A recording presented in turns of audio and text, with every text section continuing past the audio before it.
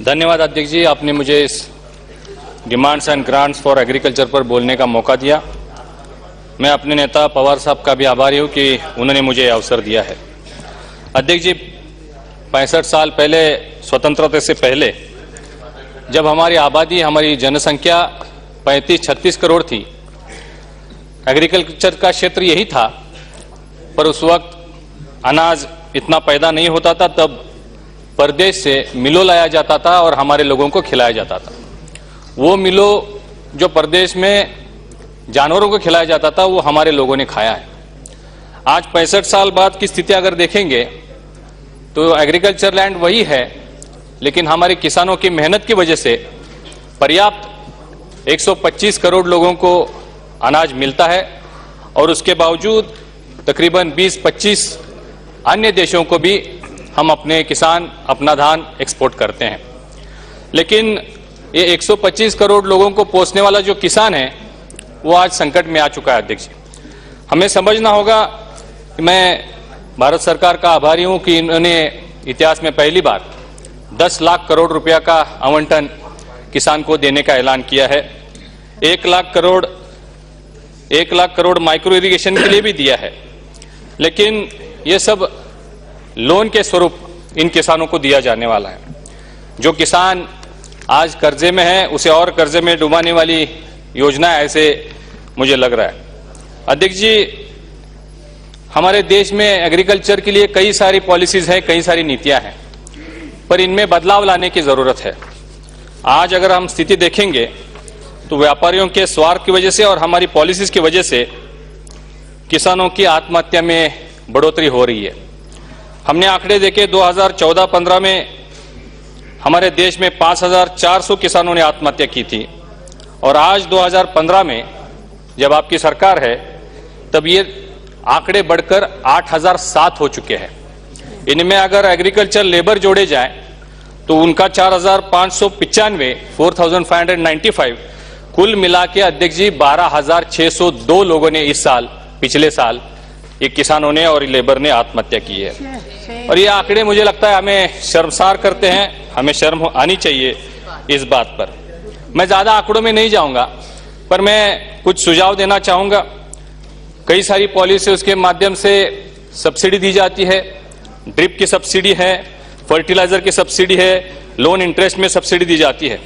मैं समझता हूं कि किसान इस सब्सिडी का हकदार नहीं होता है, क्योंकि जो ड्रिप की सब्सिडी है वो कारखानदार को जाती है, फर्टिलाइजर की सब्सिडी है उसको कंपनी को जाती है, इसका लाभ किसान को नहीं मिलता है।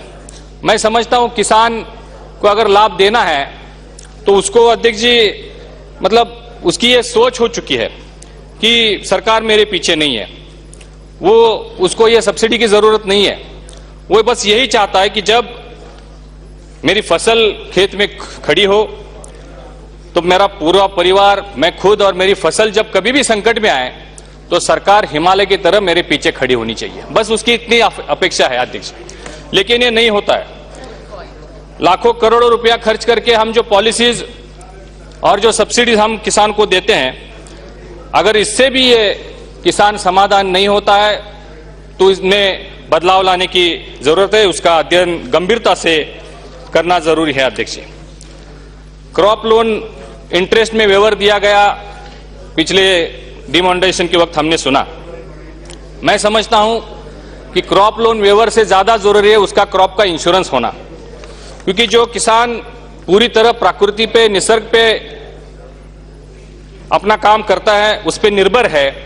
जब भी कोई नैसर्गिक विपदा आती है, कोई सूखा होता है, अतिवृष्टि या अति बारिश होती है, तब जब वो संकट में आता है तब उसे इंश्योरेंस की जरूरत होती है।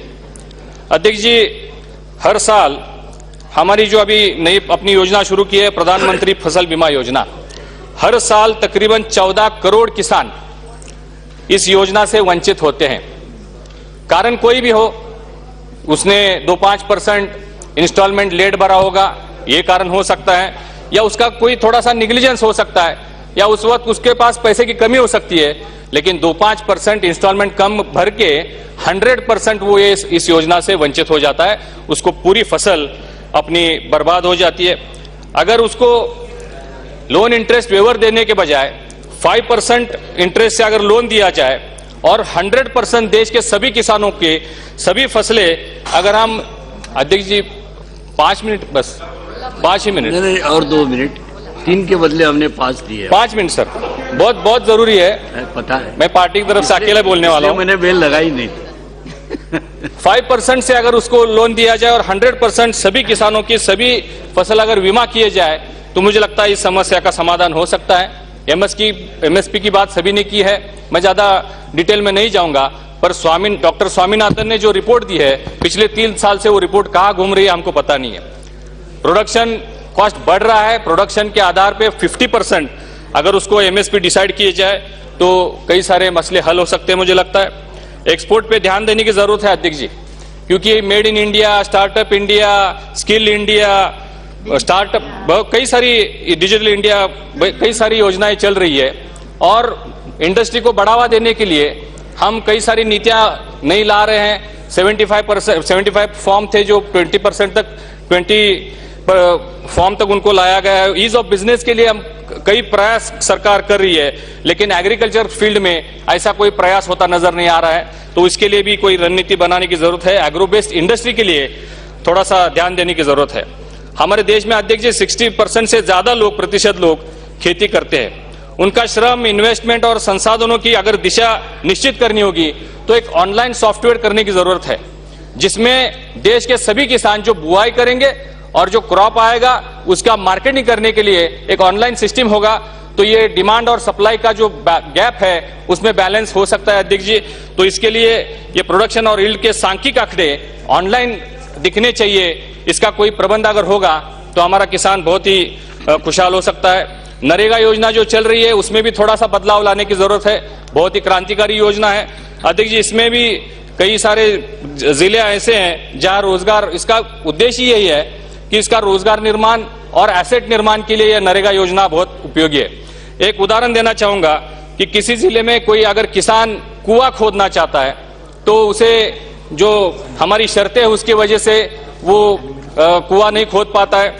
बस अध्यक्ष 2 मिनट में खत्म कर रहा हूं। अगर उसके टर्म्स कंडीशंस की वजह से लेबर नहीं मिल पाता है, तो अगर हम नई टेक्नोलॉजी यूज कर रहे हैं, नई संसाधन यूज कर रहे हैं, नई मशीनरी सभी फील्ड में ला रहे हैं, तो इस क्षेत्र में क्यों नहीं ला रहे हैं? अगर उसे कुआं खोदने के लिए मशीनरी का साधन दिया जाए तो 50% कॉस्ट भी कम हो सकती है, और अगर वो कुआं बनता है तो 2-3 परिवार सिंचित हो जाएंगे, वो जमीन सिंचित हो जाएगी तो 2-3 परिवारों को रोजगार भी मिल सकता है। अजय जी, ड्रिप इरिगेशन हो या कोई भी एग्रीकल्चर लोन हो, उसमें अगर 10% किसान को भरने के लिए बोला जाए, 90% अगर बैंक दिया जाए। बैंक आज किसान को लोन नहीं देती, आपको पता है, क्योंकि उसका 7/12 जो है पहले से ही भरा हुआ है। तो अगर 90% बैंक लोन देगा और गवर्नमेंट अगर उसका गारंटर होगा तो सभी किसान मुझे लगता है ये कर सकते हैं, और उसका जो 5 साल का, उनको कोई सब्सिडी की जरूरत नहीं है, 5 साल का जो इंटरेस्ट है अगर गवर्नमेंट भर देगा तो मुझे लगता है बहुत सारी रियायत किसान को मिल सकती है। ड्रिप का आपको पता है कि 1 एकड़ ड्रिप करने के लिए 50,000 खर्चा आता है। गवर्नमेंट सब्सिडी देती है 33%, तकरीबन 13-14 हजार रुपए, उसमें 7,000 रुपए वैट में चले जाते हैं। एक ट्रैक्टर के लिए 1,25,000 रुपया अनुदान दिया जाता है, सब्सिडी दी जाती है, उसमें से 70,000 रुपए अध्यक्ष जी वैट के लिए जाता है। तो इसमें संशोधन करने की जरूरत है। थोड़ा सा डेयरी सेक्टर में भी दूध का उत्पादन बढ़, 1 ही मिनट अध्यक्ष जी, डेयरी सेक्टर में मैं बहुत इंपॉर्टेंट इश्यू बोल रहा हूं सर, 2 ही मिनट दीजिए मुझे। डेयरी सेक्टर में अध्यक्ष जी दूध का उत्पादन बढ़ रहा है, लेकिन उसको भी थोड़ा सा देखने की जरूरत है। कई राज्यों में 5 रुपया पर लीटर सब्सिडी दी जाती है, अगर ये नेशनल लेवल पे अगर दी जाए तो बहुत बड़ी मेहरबानी होगी। और खेती पूरक व्यवसाय, डेयरी है, गोट फार्मिंग है, पोल्ट्री है, फिशरी है, एमू पालन, बटेर पालन, ऐसे सारे कामों के लिए भी सरकार ने थोड़ा प्रोत्साहन देना जरूरी है। मैं आपके महाराष्ट्र की भी बात करूंगा, शुगर इंडस्ट्री बहुत तकलीफ में है, उसका भी लोन रिस्ट्रक्चर करने की जरूरत है। थोड़ा सा लंबा है लेकिन मैं समय नहीं लूंगा, हमें थोड़ा इसमें संशोधन करने की जरूरत है। मंत्री जी से मैं निवेदन करूंगा, हमारे देश में पर एकड़ जो या रिकवरी है 9 या 10 रिकवरी आती है, अन्य हवाई या जावा अगर देश में देखेंगे तो 14 से 15 है। तो इसमें संशोधन करने की जरूरत है। ज्यादा रिकवरी हो, प्रोडक्शन कॉस्ट बढ़ते जा रहा है हर साल, और उसका भी एफआरपी का फॉर्मूला बन चुका है, लेकिन शुगर केन की प्राइस है 3,000 रुपया और एफआरपी होती है 2,800 रुपया।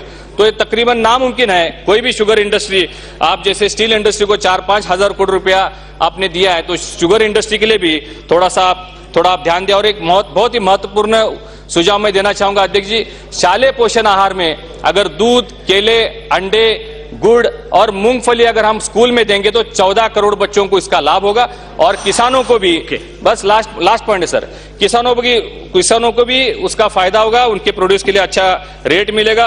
पूरे देश के सभी सिंचन प्रकल्प कंप्लीट करने की जरूरत है। किसान के बच्चों के एजुकेशन के लिए फ्री लोन मिलना चाहिए। हर तालुका में वेयर हाउसेस और कोल्ड स्टोरेज करने की जरूरत है अध्यक्ष जी। लास्ट में मैं इतना ही बोलूंगा, जो एग्रीकल्चर प्रोड्यूस अपने डिस्ट्रिक्ट से दूसरे डिस्ट्रिक्ट जाते हैं उनको पूरी तरह से टोल माफी मिलनी चाहिए। और लास्ट मुद्दा जो आपका है, आपका भी एजेंडा महाराष्ट्र में आपने उठाया है कि अगर इस देश के किसान को बचाना है तो पूरी तरह से उनको ऋण माफ करना, एक बार जैसे हमारी गवर्नमेंट ने, यूपीए के गवर्नमेंट ने किया था, आज जरूरत है कि आप भी एक बार पूरे देश के सभी किसानों का ऋण माफ कर दीजिए और ये किसान को एक खुशहाल जिंदगी देने के लिए अपने ये जो आत्महत्याओं का प्रमाण अगर कम करना है तो ये ऋण माफी करने की जरूरत है। और महाराष्ट्र में विशेषता अध्यक्ष जी, महाराष्ट्र में सबसे ज्यादा 12,000 में से 4,000 आत्महत्याएं महाराष्ट्र में हुई है। तो महाराष्ट्र में विशेष ध्यान दें और ज्यादा बजट देके, क्योंकि हमारा किसान बहुत ही ज्यादा मेहनती है, तो उस पर आप थोड़ा सा और ध्यान दीजिए। बस इतना ही सरकार से गुजारिश करूंगा। अध्यक्ष जी, आपने मुझे बोलने का मौका दिया, बहुत